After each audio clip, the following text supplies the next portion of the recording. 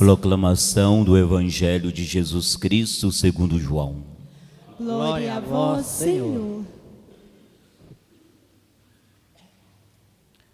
Naquele tempo, disse Jesus aos seus discípulos: Tenho ainda muitas coisas a dizer-vos, mas não sois capazes de as compreender agora. Quando, porém, vier o Espírito da verdade, ele vos conduzirá à plena verdade, pois ele não falará por si mesmo, mas dirá tudo o que tiver ouvido, e até as coisas futuras vos anunciará. Ele me glorificará, porque receberá do que é meu e vô-lo anunciará. Tudo que o Pai possui é meu, por isso disse que o que ele receberá e vos anunciará é meu. Palavra da salvação. Glória a vós, Senhor.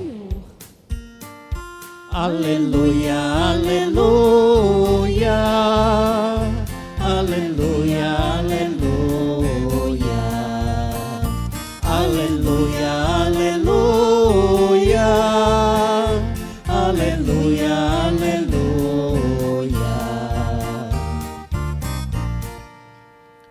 Meus irmãos e irmãs, hoje nós celebramos a festa de Deus.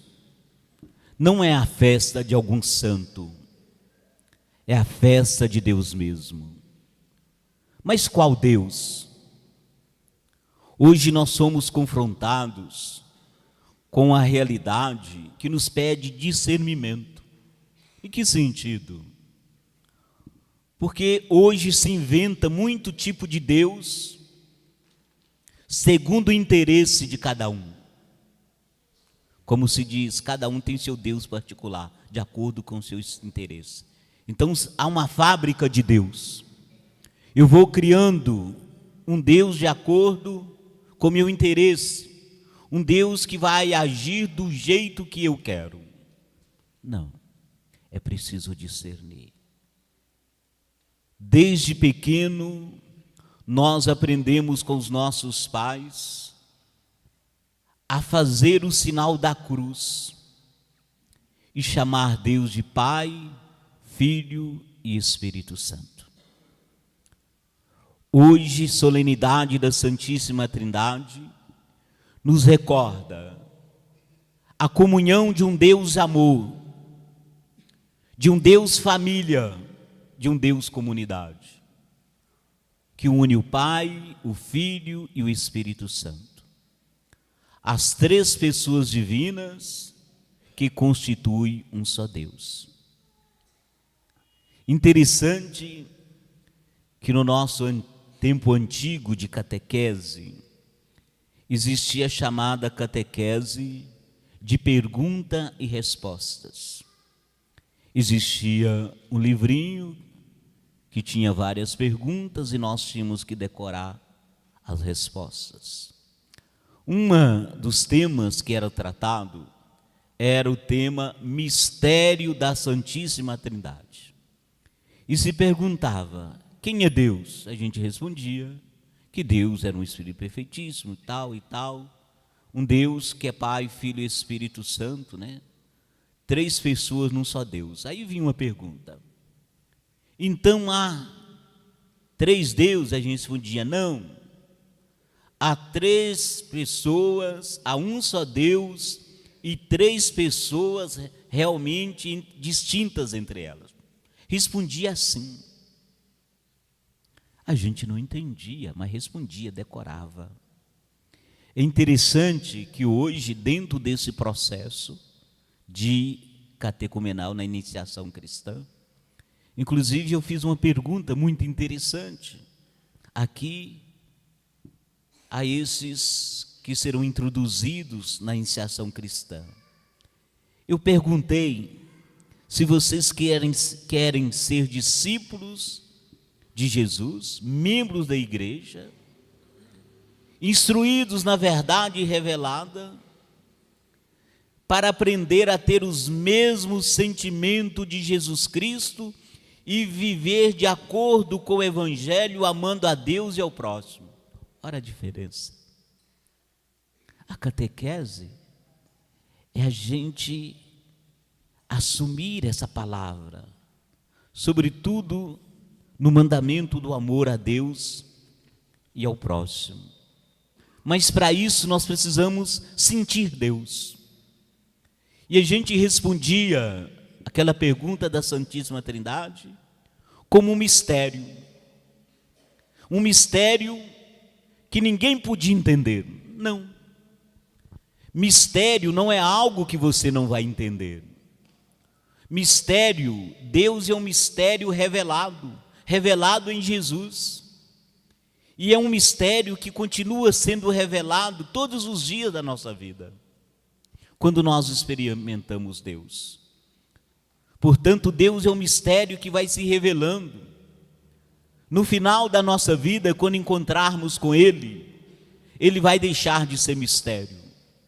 Mas enquanto nós trilhamos esse caminho, Ele vai ser um mistério revelando-se a nós cada dia.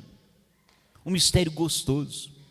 É como se você estivesse seguindo uma série que você gosta muito, né? De vários capítulos. E a cada medida, a cada capítulo, você vai se interessando mais. Porque no final um mistério vai ser revelado. Então Deus, podemos dizer assim, entre aspas, essa série gostosa que você toma gosto por ela e vai experimentando todos os dias. E cada dia Ele se revela um pouquinho mais para você. E você vai se apaixonando por Ele. E a cada dia Ele vai se revelando para nós esse Deus que é amor. Mistério da nossa fé. Mas como eu disse, um mistério não significa que ele não pode ser explicado, que ele não pode ser compreendido. Talvez sim. Nenhuma explicação humana consegue exprimir Deus na sua totalidade. Porque Deus é muito mais do que você imagina. Ele é muito mais do que você consegue descrever. Esse é o mistério central da nossa fé. Santa Teresa d'Ávila dizia: só Deus basta. O mistério não se interpreta, porque ele é uma revelação contínua. Assim, o Deus que hoje contemplamos no mistério da Santíssima Trindade vai se revelando aos poucos, todos os dias na nossa vida, porque todos os dias você experimenta o amor de Deus. Todos os dias você experimenta o abraço de Deus. E é no abraço e no amor que nós vamos reconhecendo, que nós vamos entendendo Deus. As leituras de hoje, elas não explicam, como nenhum texto da Sagrada Escritura explica a Santíssima Trindade. Mas os textos nos ensinam coisas bonitas sobre o ser de Deus, esse Deus que é unitrino, e tudo aquilo que Ele revela a nosso favor. A primeira leitura do livro dos Provérbios fala do Deus Criador, né? Descreve a maneira de Deus criar. Deus odeia a solidão, por isso que Ele é trino. E ele fala da sabedoria, e a sabedoria, ela estava lá ao lado de Deus enquanto Ele criava. A sabedoria como uma criança que assiste o seu pai num trabalho, ela se diverte. Ela se diverte tornando o trabalho do pai mais prazeroso e, consequentemente, aquela obra mais bonita. Assim Deus se revela. O texto diz assim, a sabedoria: eu estava lá ao seu lado como mestre de obra, eu era o seu encanto, dia após dia brincando todo o tempo na sua presença. Assim Deus se revela para nós com este traço de um Deus criador. Um Deus que cria, Por isso que o Salmo diz assim para nós: Senhor, olhando toda essa beleza que o Senhor fez, o céu, as estrelas, nós perguntamos: quem somos nós para tratar com tanto carinho? Quem somos nós para merecermos tanto amor? Eu diria, você, dessa beleza toda que Deus criou, nós somos a obra mais bonita, a obra mais amada por Ele. Por isso que nós podemos experimentar esse Deus trino, esse Deus que cria, esse Deus que salva, esse Deus que santifica. O texto do Evangelho é o discurso de despedida de Jesus. Ele anuncia aos seus discípulos o envio do Espírito Santo. O Espírito Santo, ele vai agir nos discípulos para capacitá-los à compreensão dos ensinamentos de Jesus. Jesus sabia também que seus discípulos ainda não tinham assimilado toda a sua palavra, todos os seus ensinamentos. Eles não estavam prontos. Então, diante disso, ele anuncia o envio do Espírito Santo. É ele que vai conduzir os discípulos à comunidade cristã. Portanto, é preciso que nós também nos deixemos ser conduzidos pelo Espírito Santo para conhecer plenamente a mensagem e o próprio Deus. O Espírito Santo é responsável para anunciar à comunidade tudo aquilo que recebe de Jesus. Deixar ser conduzido pelo Espírito Santo é também entrar em comunhão com o Pai e o Filho, a unidade dos três. Numa sociedade marcada por tanto ódio, por tanta divisão, a Santíssima Trindade vem nos ensinar a comunhão. São três pessoas diferentes: o Pai, o Filho e o Espírito Santo. Mas há uma comunhão, um amor tão profundo entre os três que eles se tornam um. Tem uma representação artística da Santíssima Trindade numa pequena casa de oração. A original se encontra, há muitas réplicas, mas a imagem artística se encontra numa pequena casa de oração na Alemanha. Ela é chamada Trindade Misericordiosa. Essa imagem é muito bonita porque ela é um círculo.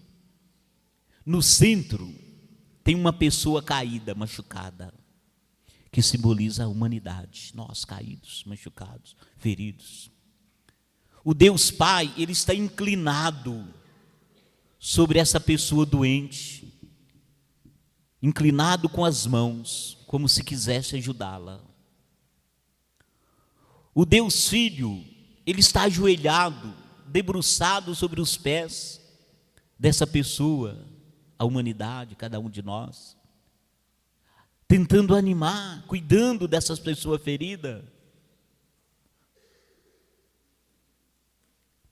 E o Espírito Santo, ele está pairando sobre essa pessoa, soprando a vida, a saúde.